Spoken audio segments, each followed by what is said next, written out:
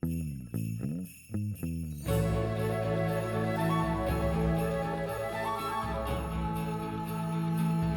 and welcome to the Total Clarity Podcast. I'm Jessie Hyatt. And I'm Mike Varley, and we are here in our final week of Staten Island. Yeah, we walked the south shore of Staten Island this week, and we've been here for a full month. That's right. It's gone by very quickly. We've had a fantastic time, and summer has eclipsed into fall. And you may notice that we have some colorful outfits on. Yeah, if you're watching, you may notice. If you're listening, you may not notice. You might notice in the sparkle in our voices. Oh, yeah, so I'm wearing one of my fall outfits, which is this jumpsuit that's made by Ace and Jig. It's one of my favorite pieces of clothing that I have, and I saved it for our walks. This was not a new piece for this project like some of the clothes are. It's something that I saved from my wardrobe already, and actually the jacket I'm wearing is also something I saved. This is an Uzbeki embroidered jacket that I got from one of these sales where there's lots of different people that bring things like would you call it like a trunk show or a vintage sale? It's not a vintage piece, but it's one of these sales where people bring their wares and sell things. Yeah, I mean, it's a beautiful jacket. Thank you. Yeah. And I won't go into as much detail, but I'm wearing all clothes that we purchased secondhand at the start of this project. Yeah. And we, last weekend, took a whole mess of photos for our fall outfits, and we're in the process of going through them now and getting our website up and going and maybe having an accompanying video with it. So hopefully by the time you're hearing this, all that will be up. If not, it's because we have a lot going on and you will be seeing it in the coming days. Yeah, But it'll be up soon. yeah, but I have a feeling it will be up by the time you see this. We'll see though. But yeah, we're very excited about this season's outfits.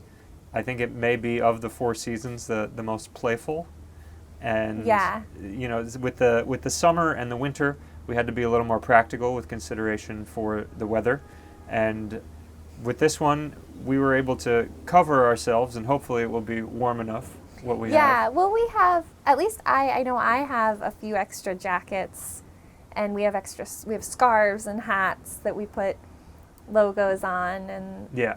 so if it starts to get too cold near the end of the season, we can just add layers. That's right. And here's one of our logos as well, not the traditional HV logo, but you can see there's Varlet on my jacket. We modified this jacket, which if I were able to turn around right now, you'd see it's a United Auto Workers jacket, part of our union theme.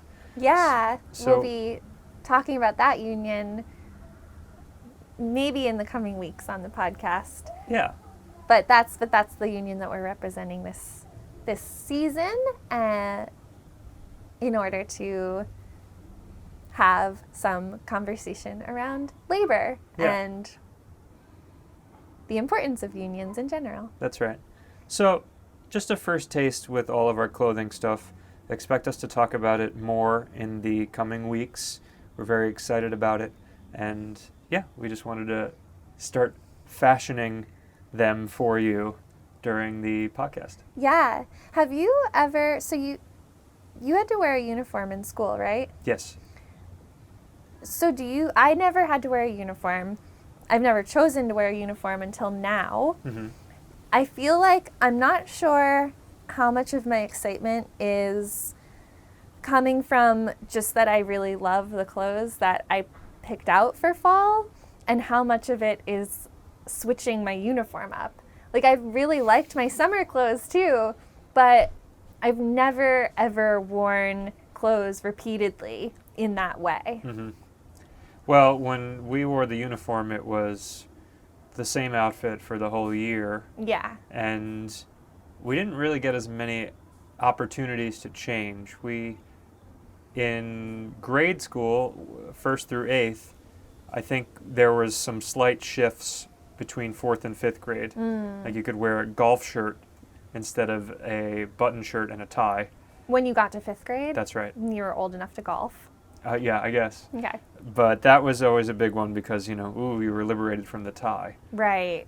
Which was wow. Yeah, that's actually wild to be wearing a tie up until 4th grade and then not have, like... Yeah. They were typically clip-ons. It would be the opposite. They were plaid clip-on ties. Okay.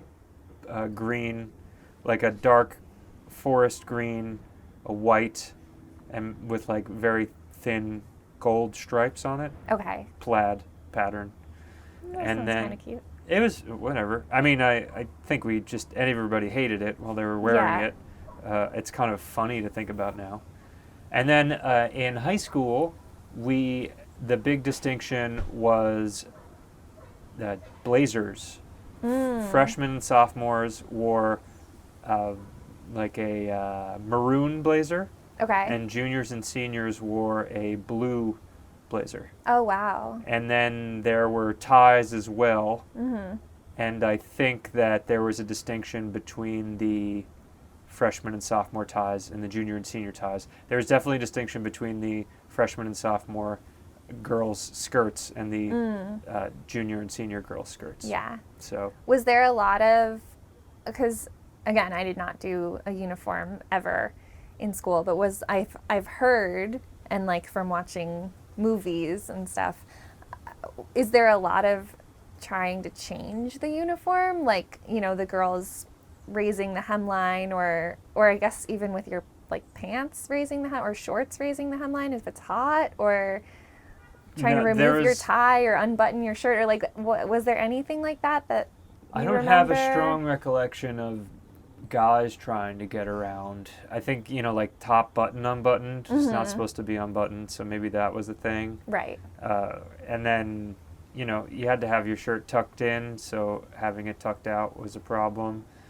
Girls, definitely the skirt was a thing, but that was like, that was just kind of a weird teenage sex claiming thing, I think, where it was like, I want to be more sexy, not like, it was certainly wasn't a comfort thing, it was more an appearance even thing. like just the aesthetics of like, I feel like when a skirt hits at a certain point, like it's usually supposed to be below the knee, right? No, maybe... I don't think it was. I think it was just above the knee at the time. Okay. Yeah. Yeah. But sometimes it just looks like, depending on your leg shape too, it's like maybe you want a shorter skirt or a longer skirt because it makes you look less frumpy. Maybe. Like I mean, just feeling it like definitely you look nice. It definitely felt like signaling in high school, right. From what I recall. I mean, that makes sense. Which, That's also what they show in the movies. Yeah. Yeah, I mean, it was totally just life imitating art. Yeah. What do you think the point? I mean, we have these uniforms that we've made for ourselves, and the reason for us is because clothing communicates something, and we are deciding what we want to communicate in what we're wearing. What do you think the point of the uniform for kids in school is? I think it is in order, well, I mean, it depends who you're asking. What I think it functions as positively is a way to eliminate competition and class from the day-to-day, and to not, I mean, I'm sure that if the entire high school had to wear what they wanted to wear, it would be the people that were rich, the people that were poor, the people that were looking to look tough, the people that were looking to look sexy, and none of that existed. Right. It was at most just people complaining about wearing the uniform. Right. And that was kind of a minority of people that were super vocal about it, and then like maybe a larger ring of people that just did it because it was, like talking about the weather. And then there was, I would say the majority of people were just like, whatever, this is just what it is. So I think it democratizes things in a weird way.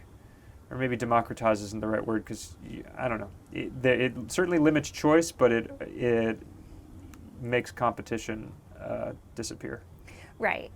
Yeah, I can see it being both positive and negative. I guess just thinking about the way that we've chosen our clothes and the way that I chose my clothes in grade school, middle school, high school, all of that, and then certainly going into fashion school in college, like being able to dress myself in school led me to being in the arts and led me to being a creative person and feeling good about that and feeling like that was something that I had a skill at and pushing me into go. I don't know if I would have ended up going to fashion school if I had it to wear a uniform.